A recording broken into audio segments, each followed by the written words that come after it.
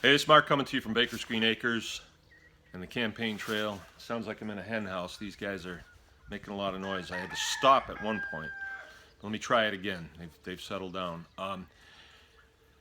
What I want to talk about is if you think about it, it's a very easy word to say, but it has huge ramification, and it's community.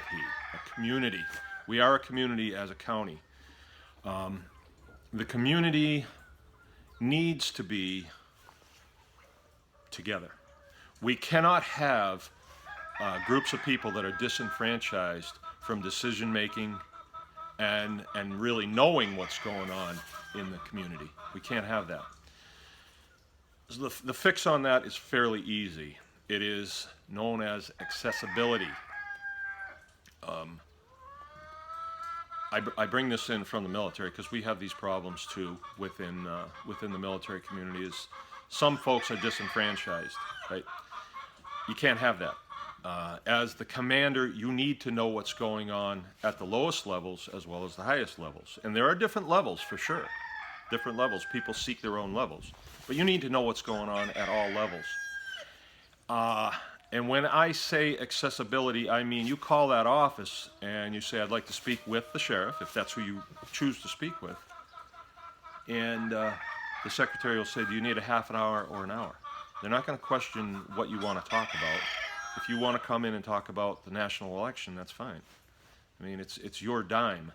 The sheriff is there to field your concerns. That is one of his duties. If you need to speak with the undersheriff about cop stuff, then you do that. Now, one of the things that I am going to try and initiate is let's get things settled at the lowest level. And we'll probably say, have you spoken to your township leadership about this? Because they have decision-making authority as well. All decisions do not need to go to the top. That's a kingship. And we are a representative republic. So, you may be, questioned, hey, have you brought this up with your township? And if you say, well, I don't feel comfortable bringing it up with the township, then, hey, come on along. And we'll sit down if you need a half hour, if you need an hour, if it needs to spill over, then fine. If you need me to come to your house, you just tell the secretary, I'd like the sheriff to come on out to my house.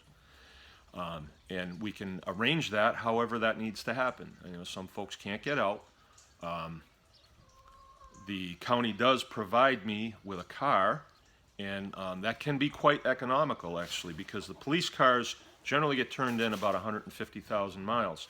For me, as the sheriff, I don't need a $60,000 automobile to run around in. I can use one of the old police cars that we can get cleaned up and maybe turn it a different color or something, but it's just going to be hauling me around, the politician around. So it doesn't need to be a high-speed machine. And we can save some money on that as well, if you know what I mean. So that's accessibility.